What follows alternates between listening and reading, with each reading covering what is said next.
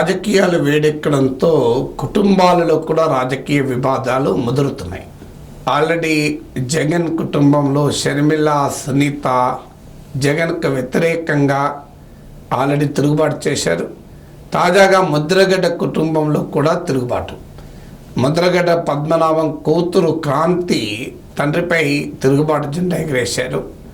మా నాన్నను జగన్ పావులాగా వాడుకుంటున్నాడు, పవన్ కళ్యాణ్ పైన అటాక్ చేసేందుకు అని ముద్రగడ్డ కూతురు వ్యాఖ్యానించి పవన్ కళ్యాణ్కు మద్దతు కూడా ప్రకటించారు. ఆమె పర్టికులర్గా రెఫర్ చేసిన అంశం ఏంటంటే, పవన్ కళ్యాణ్ ఓడించి ఈ పిఠాపురంలో ఓడించకపోతే తన పేరు పద్మనాభరెడ్డిగా మార్చుకుంటాను అని వ్యాఖ్యలు చేయడాన్ని ఆమె తప్పుపట్టారు. సో ముద్రగడ్డ ఫినామినన్ను కూతురు తప్పుపట్టడం డెఫినెట్గా ఒక కుటుంబానికే కాదు, వైసీపీకి కూడా ఒక సవాల్. ఎందుకంటే ముద్రగడ్డ వైఎస్ఆర్ కాంగ్రెస్ పార్టీలో చేరడము, ఆ తర్వాత ఆయన పవన్ కళ్యాణ్ని టార్గెట్ చేస్తూ మాట్లాడాడు. జగన్మోహన్ రెడ్డి నాయకత్వంలో వైఎస్ఆర్ కాంగ్రెస్లో చేరే హక్కు ముద్రగడకు ఉండొచ్చు, కానీ పవన్ కళ్యాణ్ వ్యవహారంలో మొదటి నుంచి ముద్రగడ హరిరామ జోగయ్యలు వ్యవహరించిన తీరు డెఫినెట్గా అనుమానానికి దారితీస్తుంది. నేను ఈవెన్ ముద్రగడ హరిరామ జోగయ్యలు లెటర్లు రాసిన సమయంలో కూడా ఇదే మాట చెప్పాను. ముద్రగడ కాపు నేతగా, కాపుల హక్కుల కోసం నిలబడ్డ నాయకుడిగా పవన్ కళ్యాణ్కు అనేక లేఖలు రాశారు.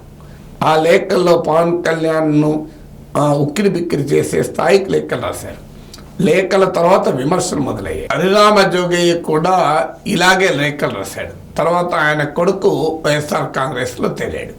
ముద్రగడ కూడా పవన్ కళ్యాణ్ శ్రేయోభిలాషిగా, జనసేన శ్రేయోభిలాషిగా లేఖలు రాస్తూ చివరకు జగన్మోహన్ రెడ్డి నాయకత్వంలో వైఎస్ఆర్ కాంగ్రెస్లో చేరారు. నేను వైసీపీలో ముద్రగడ్డ చేరక ముందు, జోగయ్య కుమారుడు వైసీపీలో చేరక ముందు పవన్ కళ్యాణ్కు వాళ్ళు రాస్తున్న లేఖలను కూడా ప్రశ్నిస్తూ మాట్లాడినాడు.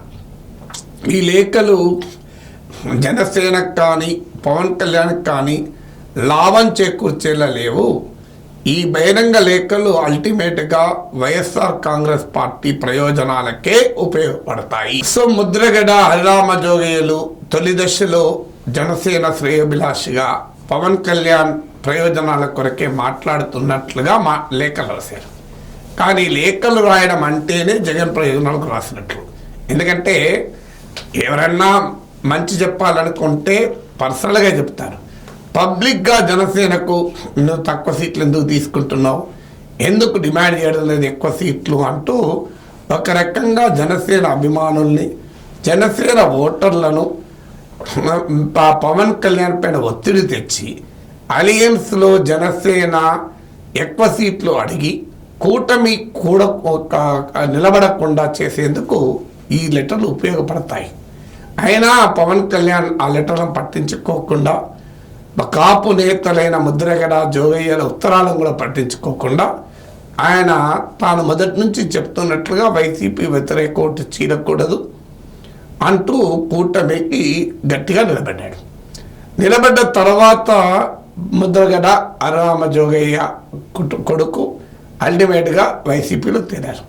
దీన్ని బట్టి ఆ లేఖల పర్వం యొక్క స్వభావం ఏంటో వాళ్ళకి అర్థమైంది.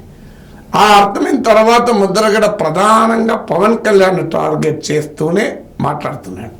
అంటే వైసీపీని నచ్చి, జగన్ విధానాలు నచ్చి ఆ పార్టీలో చేరి ఓవరాల్గా వైసీపీ విజయానికి తోడ్పడడం కన్నా ఏకైక లక్ష్యంతో పవన్ కళ్యాణ్కు దెబ్బతీయాలి, జనసేనను దెబ్బతీయాలి అన్న ఏకైక లక్ష్యంతో పనిచేస్తున్నట్లు కనబడుతున్నారు. ఎందుకంటే కాపు ఓటు 2014లో టీడీపీ, జనసేన, బీజేపీ కూటమికి పడింది. 2019కి వచ్చే వరకు జగన్కు వచ్చింది. సో 2024లో క్లియర్గా కాపు ఓటు వైసీపీ నుంచి గణనీయంగానే కూటమికి షిఫ్ట్ అవుతుంది. ఈ షిఫ్ట్ను ఆపాలి అనే లక్ష్యంతో ముద్రగడ ప్రయోగించాడు జగన్. సో ముద్రగడ రావడమే వైసీపీలో ఏకైక లక్ష్యం పవన్ కళ్యాణ్ ఓడించాలి, జనసేన వల్ల కాపు ఓటు కూటమికి పోకుండా ఆపాలి అనే లక్ష్యంతో పనిచేస్తూ వచ్చారు. సో ఆ ముద్రగడకు కాపుల్లో ఉన్నటువంటి ప్రత్యేక గుర్తింపు ఇందుకు ఆయుధంగా ఉపయోగపడ్డది.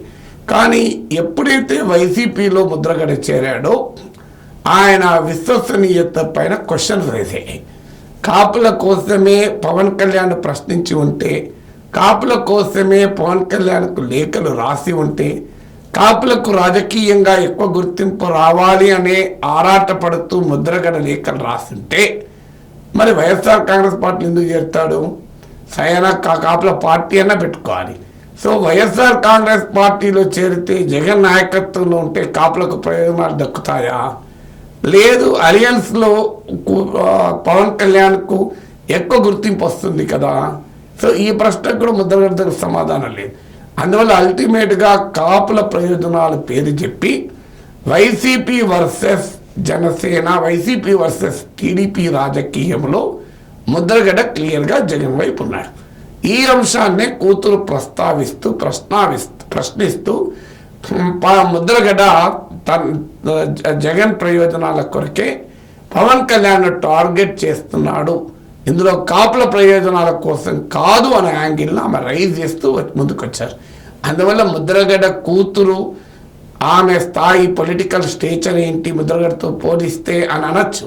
కానీ ఆమె రైజ్ చేసినటువంటి పాయింట్ ఏంటంటే ముద్రగడ ఫినామినన్ను ఆమె ప్రశ్నించింది.